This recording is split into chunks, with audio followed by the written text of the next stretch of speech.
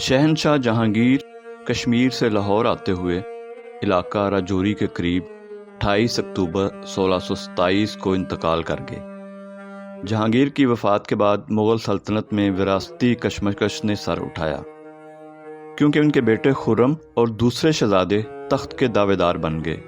تاہم 2 ماہ میں اس تنازع کا فیصلہ ہو گیا اور شہزادہ خرم تخت و تاج کے حقدار ٹھہرائے۔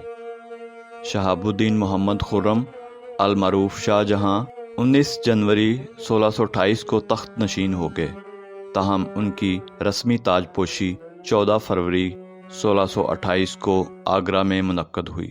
شاہ جہاں نے اپنے والد جہانگیر کے نظام کو جاری رکھا، مگر مزید مرکزیت، تعمیرات اور فوجی مہمات پر زور دیا۔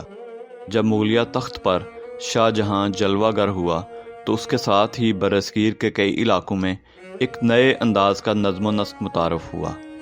گجرات شہر، جو اس وقت بھی پنجاب کا ایک اہم اور مستحکم مرکز تھا، وہاں کی انتظامیہ میں بھی نئی تقرریاں عمل میں آئیں۔ اس قسط میں ہم انہی شخصیات کی داستان سنیں گے جنہوں نے شاہ جہانی دور میں گجرات کے شہری نظم و نسق، محصولاتی نظام، عدالتی معاملات اور تعمیراتی ترقی میں اہم کردار ادا کیا۔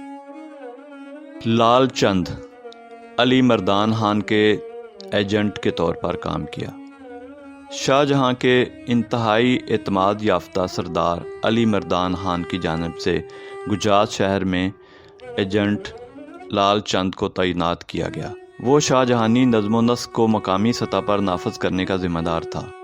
اس کا کام صرف محصولات اکٹھا کرنا نہیں، بلکہ مقامی زمینداروں، جاگیرداروں سے روابط، امن و امان کا جائزہ اور علی مردان خان کو باقاعدہ رپورٹنگ کرنا بھی شامل تھا۔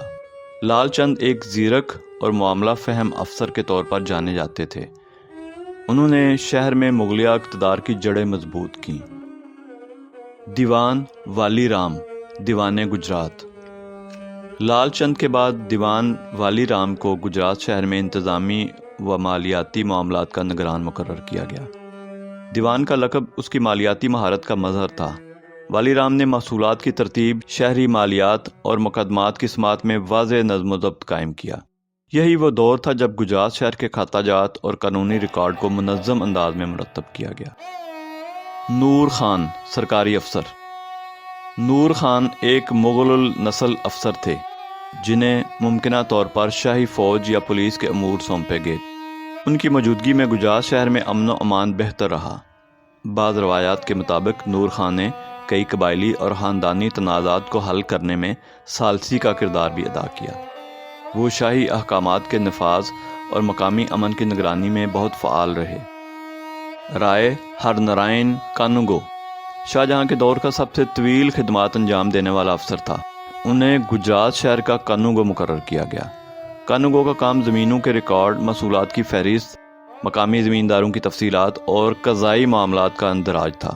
رائے ہر نارائن کا شمار انتہائی ایماندار اور قابل اعتماد اہلکاروں میں ہوتا ہے، اور ان کے دور میں گجرات کی زرعی معلومات کی نئی بنیاد رکھی گئی۔ بدیع الزماں، شاہی افسر۔ بدیع الزماں گجرات شہر میں شاہ جہانی حکومت کے ان افسروں میں سے تھے جنہوں نے انتظامی ذمہ داریوں کے ساتھ تعمیراتی ترقی پر بھی توجہ دی۔ ان کے بارے میں ذکر ملتا ہے کہ انہوں نے بعض سرکاری عمارتوں، سڑکوں اور کنوؤں کی مرمت کا اہتمام کروایا۔ ان کا دور نظم و نسق کے ساتھ شہری سہولیات کی بحالی کا دور بھی کہلاتا ہے۔ جے داس کھتری، انتظامی افسر۔ شاہ جہان کے آخری برسوں میں جے داس کھتری کو گجرات شہر میں مقرر کیا گیا۔ کھتری برادری کا یہ نمائندہ نہایت سمجھدار اور ریکارڈ کیپنگ میں ماہر مانا جاتا تھا۔ ان کے دور میں گلیوں اور بازاروں کی صفائی ستھرائی، نرخوں کی نگرانی اور تاجروں کے لیے باقاعدہ لائسنس کا نظام متعارف کروایا گیا۔ ناظرین، شاہ جہان کے دور میں گجرات شہر صرف ایک شہر نہیں بلکہ ایک منظم، محفوظ اور ترقی پذیر مرکز تھا۔ ان اہلکاروں کی کاوشوں نے اس کی تاریخ میں ایک اور روشن باب کا اضافہ کیا۔ اگلی قسط میں ہم بات کریں گے اورنگزیب عالمگیر کے دور کی، ایک ایسا دور جس نے تاریخ کے بہاؤ کو نئی کروٹ دی۔ دیکھتے رہیے ہمارا چینل ہسٹری مسٹری۔